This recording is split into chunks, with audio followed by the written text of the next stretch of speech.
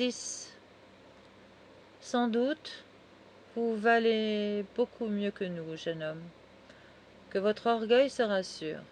Mais dans 10 ans, même dans 5 ans, même, vaudrez-vous Trenmore? Vaudrez-vous Lélia? Cela est une question. Tel que vous voilà, je vous aime, ô jeune poète. Que ce mot ne vous effraie ni ne vous enivre. Je ne prétends pas vous donner ici la solution du problème que vous attendez. Je vous aime pour votre candeur, pour votre ignorance de toutes les choses que je sais, pour cette grande jeunesse morale dont vous êtes si impatient de vous dépouiller, imprudent que vous êtes. Je vous aime d'une autre affection que Trenmore. Malgré ses larges passions, malgré son organisation supérieure, je trouve moins de charme dans l'entretien de cet homme que dans le vôtre, et je vous expliquerai tout à l'heure pourquoi je me sacrifie au point de vous quitter pour lui. Avant de continuer mon récit, pourtant, je répondrai à une de vos questions. Pourquoi, dites-vous, cet homme si puissant de volonté n'a-t-il pas employé sa force à se réprimer? Pourquoi? Heureux Seigneur. Mais comment donc concevez-vous la nature de l'homme? Qu'augurez-vous de sa puissance? Qu'attendez-vous donc de vous-même, hélas? Stegno, tu es bien imprudent de venir te jeter dans notre tourbillon. Vois ce que tu me forces à te dire. Les hommes qui répriment leur passion dans l'intérêt de leurs semblables, ceux-là, vois-tu, sont si rares que je n'en ai pas encore rencontré un seul. J'ai vu des héros d'ambition, d'amour, d'égoïsme, de vanité surtout, de philanthropie. Beaucoup s'en vantèrent à moi, mais ils mentaient par la gorge, les hypocrites. Mon triste regard a plongé au fond de leur âme et n'y trouvait que vanité. La vanité est, après l'amour, la plus belle passion de l'homme, et sache, pauvre enfant, qu'elle est encore bien rare. La cupidité, le grossier orgueil des distinctions sociales, la débauche, tous les vils penchants, la paresse même, qui est pour quelques-uns une passion stérile, mais opiniâtre, voilà les ambitions qui meuvent la plupart des hommes. La vanité, au moins, c'est quelque chose de grand dans ses effets. Elle nous force à être bons, par l'envie que nous avons de le paraître.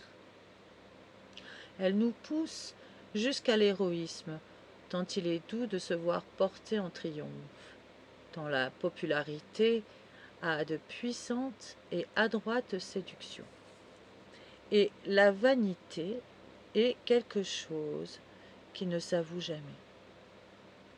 Les autres passions ne peuvent se donner le change. La vanité peut se cacher derrière un autre mot que les dupes acceptent. La philanthropie, oh mon Dieu, quelle puérile fausseté! Où est-il, l'homme qui préfère le bonheur des autres hommes à sa propre gloire? Le christianisme lui-même qui a produit ce qu'il y a eu de plus héroïque sur la terre, le christianisme, qu'a-t-il pour base? L'espoir des récompenses, un trône élevé dans le ciel, et ceux qui ont fait ce grand code, le plus beau, le plus vaste, le plus poétique monument de l'esprit humain, savaient si bien le cœur de l'homme et ses vanités et ses petitesses, qu'ils ont arrangé en conséquence leur système de promesses divines. Lisez les écrits des apôtres, vous y verrez qu'il y aura des distinctions dans le ciel, différentes hiérarchies de bienheureux, des places choisies, une milice organisée régulièrement avec ses chefs et ses degrés. Adroite commentation de ces paroles du Christ. Les premiers seront les derniers, et les derniers seront les premiers. Je vous le dis, en vérité, celui qui est le plus petit sur la terre sera le plus grand dans le royaume des cieux.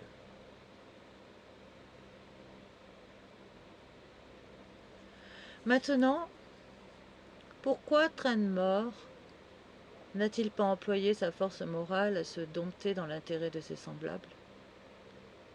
C'est qu'il a mal compris la vie. C'est que son égoïsme l'a mal conseillé. C'est qu'au lieu de monter sur un théâtre somptueux, il est monté sur un théâtre en plein vent.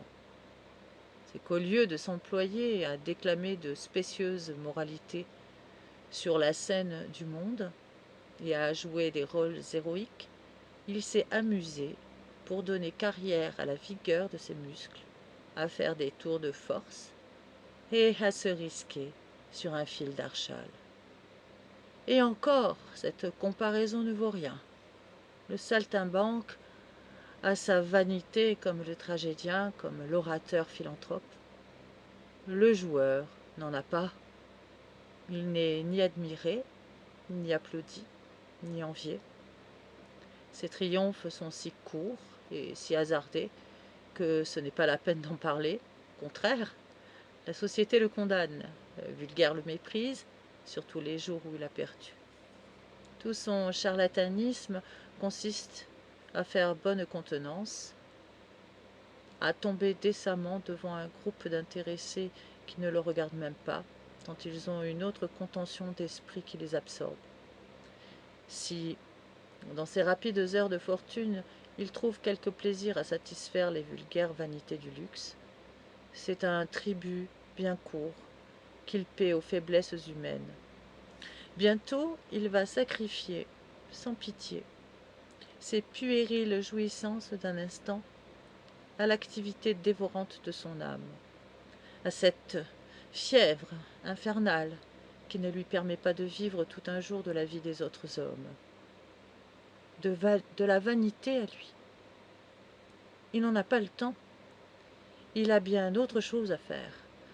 N'a-t-il pas son cœur à faire souffrir, sa tête à bouleverser, son sang à boire, sa chair à tourmenter, son or à perdre, sa vie à remettre en question, à reconstruire, à défaire, à tordre, à déchirer par lambeaux, à risquer en bloc, à reconquérir pièce à pièce, à mettre dans sa bourse, à jeter sur la table à chaque instant.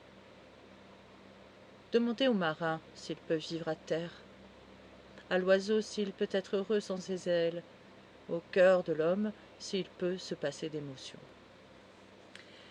Le joueur est donc pas criminel pour lui-même. C'est sa position sociale qui presque toujours le rend tel.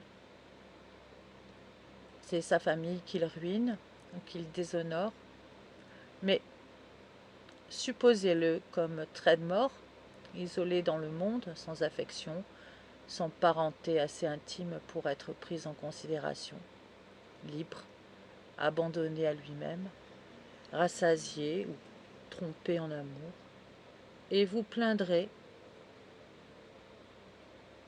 son erreur, vous regretterez pour lui qu'il ne soit pas né avec un tempérament sanguin et vaniteux, plutôt qu'avec un tempérament bilieux et concentré.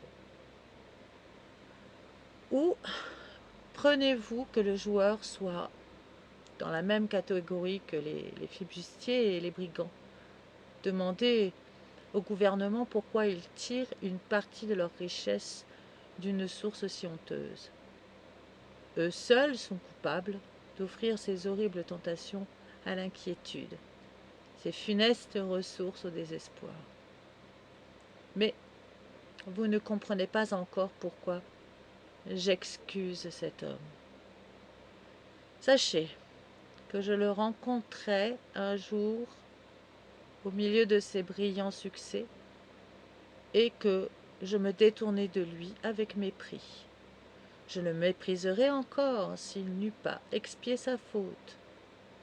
Mais nous allons voir si vous ne la lui pardonnerez pas quand vous saurez tout. Si l'amour du jeu n'est pas en lui-même aussi honteux que la plupart des autres penchants, c'est le plus dangereux de tous, le plus âpre, le plus irrésistible, celui dont les conséquences sont les plus misérables. Il est presque impossible aux joueurs de ne pas se déshonorer au bout de quelques années. Trenmore, après avoir pendant longtemps supporté cette vie d'angoisse et de convulsion, avec l'héroïsme chevaleresque qui était à la base de son caractère, se laissa enfin corrompre.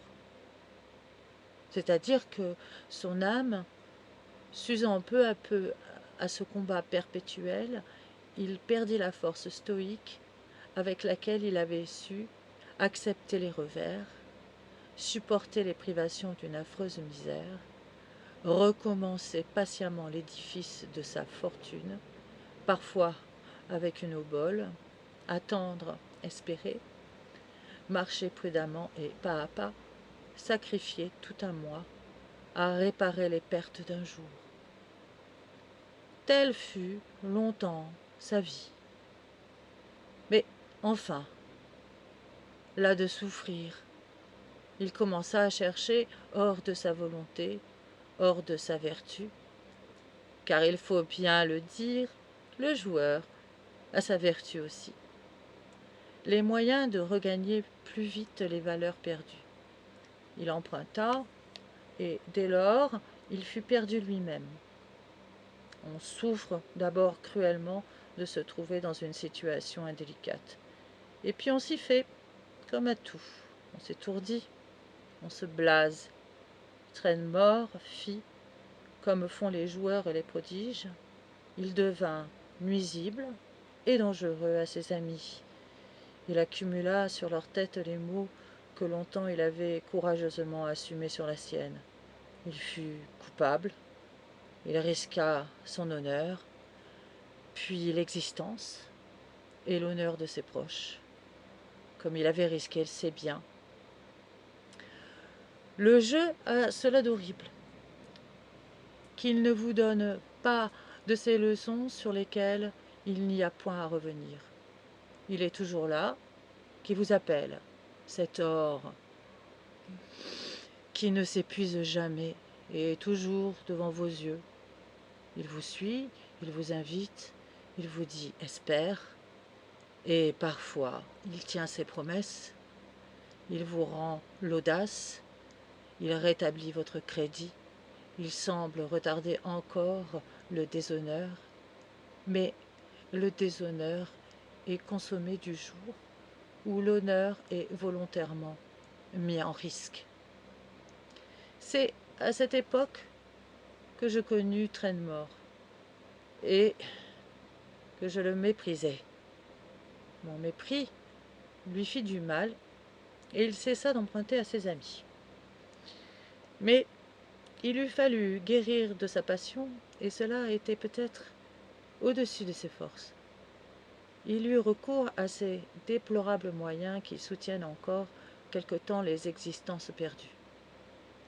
Il se livra aux usuriers et parvint, quelques semaines encore, à combler les énormes déficits qu'amenaient de telles spéculations. Mais enfin, les dettes grandirent, la fortune baissa, l'hydre aux 100 têtes devint de plus en plus menaçante. Un jour, Trenmore se trouva réduit à n'avoir plus un denier à jeter sur l'infernal tapis, plus un seul denier à montrer en cautionnement des millions qu'il devait. Il m'a dit qu'une pensée lui était ce jour-là venue du ciel, mais son mauvais ange l'étouffa en lui. Il songea à moi qui n'étais pas son ami et qui n'avait pas le droit de lui refuser des secours, à moi qui l'avait blessé au fond de l'âme et pour qui il éprouvait plus de sympathie en cet instant de fond de désespoir que pour aucun de ses dangereux compagnons. Mais la mauvaise honte parla plus haut. Il ne vint pas. Alors, en ce jour de malédiction, la facilité de commettre une infamie vint le trouver. L'occasion lui tendit les bras, lui jeta ses sales caresses, s'embellit de ses hideux appâts et vint à bout de son âme égarée. Cet homme, qui n'avait jamais voulu jouer contre un ami, qui avait scrupuleusement refusé de profiter d'un jeu d'adresse ou de combinaison, cet homme qui, hors d'un lieu public, n'avait jamais succombé à la tentation de dépouiller ses proches, ce joueur en cran, intrépide, mais scrupuleux à sa manière, qui avait accepté des services, mais qui, par reconnaissance, n'avait jamais voulu mettre le démon du hasard entre lui et ceux qui les lui avaient rendus. Cet homme, enfin, qui maintenant se sentait trop de fierté pour aller emprunter une modique somme, se décida à commettre une escroquerie. Une escroquerie de 100 francs envers un vieux millionnaire fraudeur et libertin, qui ne lui avait rendu nul bon office et qui ne comptait point les billets de banque qu'il jetait à ses prostituées. En réalité, Stegno, c'était un bien moindre crime pour Trenmore que tous ceux qu'il avait commis sans manquer aux lois écrites. Il avait fait souffrir d'honnêtes gens par ses emprunts illimités, et maintenant il dérobait une imperceptible aumône aux mauvais riches. Eh bien, cela seul le perdit plus que tout le reste. La fraude fut découverte. Trenmore a subi 5 ans de travaux forcés.